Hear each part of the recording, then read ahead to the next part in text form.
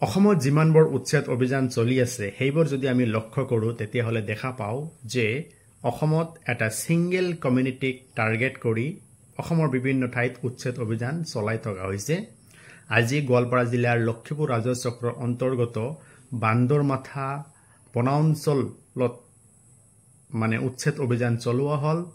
চৰকাৰী জল জীৱন আঁচনিৰ প্ৰকল্প এটা আছিল, উচ্ছেদ কৰা হ'ল। মছজিদ তাৰপিছত ঈদগাহ আছিল, সেয়া উচ্ছেদ কৰা হ'ল।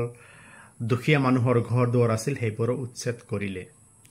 আপোনালোকে জানে যে অসমৰ আটাইতকৈ ডাঙৰ নদী হৈছে ব্ৰহ্মপুত্ৰ নদী। এই ব্ৰহ্মপুত্ৰ নদীৰ কৰাল গৰাখহনীয়াৰ ফলত হেজাৰ হেজাৰ বিঘা মাটি ব্ৰহ্মপুত্ৰৰ বুকুত জাহ গৈছে। এটা সমীক্ষাত দেখা যায় যে 2500 ভিলেজ অলৰেডি ব্ৰহ্মপুত্ৰৰ বুকুত জাহ গৈছে আৰু মোৰ দেন 50 লাখ মানুহ ভূমিহীন আৰু গৃহহীন হৈছে। গতিকে অসম চৰকাৰৰ দায়িত্ব আছিল এই ভূমিহীন গৃহহীন লোকসকলক মাটিৰ অলপ আবণ্টন দিয়া, কিন্তু সেয়া দিয়া নাই। চৰকাৰে বাছি বাছি ধৰ্ম জনগোষ্ঠী জাতি সেইবোৰ চাই ভূমিৰ পট্টাহে দিছে। গতিকে সংখ্যালঘু লোকসকলক কিন্তু তেনেকুৱা ধৰণৰ পট্টা দিয়া হোৱা নাই।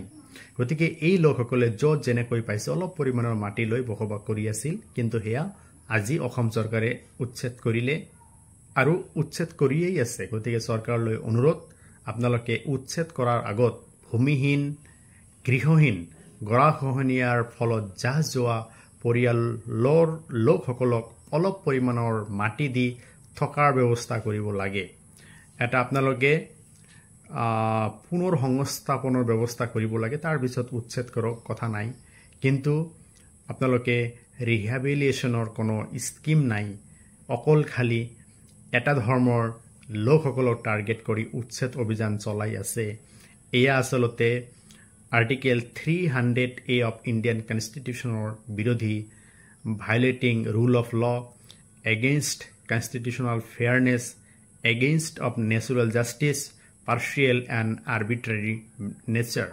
গতিকে চৰকাৰলৈ অনুৰোধ, পুনৰ সংস্থাপনৰ ব্যৱস্থা কৰক আৰু ভূমিহীন গৃহহীন পৰিয়ালক ভূমি আৰু মাটিৰ পট্টা দিয়াৰ ব্যৱস্থা কৰিব লাগে। ধন্যবাদ। শুভৰাত্ৰি।